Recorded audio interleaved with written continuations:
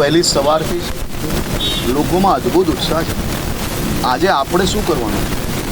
આજે આપણે સૌ લોકોએ આપણા ભવિષ્ય ઉજ્જવલ કરવા માટે આપણો હક સંપૂર્ણ ઉપયોગ કરવાનો છે.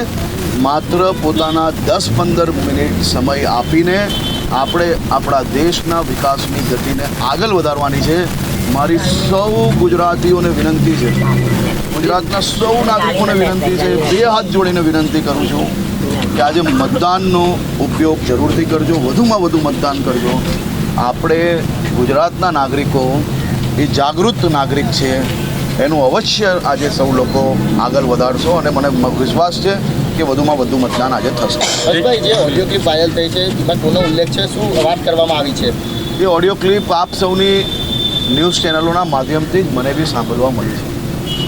એમાં ખાસ કરીને જે ન્યૂઝ ચેનલનું કેવું છે એ પ્રકારે કોઈક મૌલવી અને કોઈ કોંગ્રેસના નેતાની વાતચીત થઈ રહી છે અને એમાં ખાસ વર્ણન કરવામાં આવે છે કે કોંગ્રેસ કે असलम भाई से बात हुई है, वकील की व्यवस्था करके जामीन की व्यवस्था हो. આ ખૂબ દુઃખનો વિષય છે. તમારી ચેનલોના માધ્યમથી મને આ સાંભળવા મળ્યું અને આપ સૌ લોકોએ બી જોયું છે.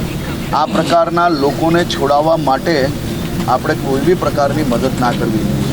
રાજનીતિના તો અનેક અવસરો પ્રાપ્ત થશે, રાજનીતિની ટીકા ટિપ્પણીઓ ચાલતી જ રહેશે, પણ રાજનીતિમાં નાના મોટા વોટ મેળવવા માટે આવા લોકોને મદદ કરીને આપણા જ દેશના યુવાનોને, ભૂલકાઓને જે મદરેસાના માધ્યમથી એની અંદર દેશ માટે નફરત ફેલાવતા હતા, ભારતીય જનતા પાર્ટી માટે નફરત ફેલાવતા હતા, આતંકવાદ તરફ એ લોકોને કઈ રીતે પ્રેરિત કરાય તે પ્રયત્ન કરતા હતા, એવા લોકોને છોડાવવા ના જોઈએ. હું કોઈ બી પ્રકારની રાજનીતિ આજે નથી કરવા માંગતો, પરંતુ મારું એ 100% માનવું છે કે કોંગ્રેસ અને કોંગ્રેસના નેતાઓને ખાસ કરીને વિનંતી છે, આપણે રાજનીતિના અનેક અવસરો મળશે, પરંતુ દેશહિત અને રાજ્યની સુરક્ષાના વિષયોની અંદર આપણે આ પ્રકારનું કાર્ય ના કરવું જોઈએ. બે હાથ જોડીને હું વિનંતી કરું છું.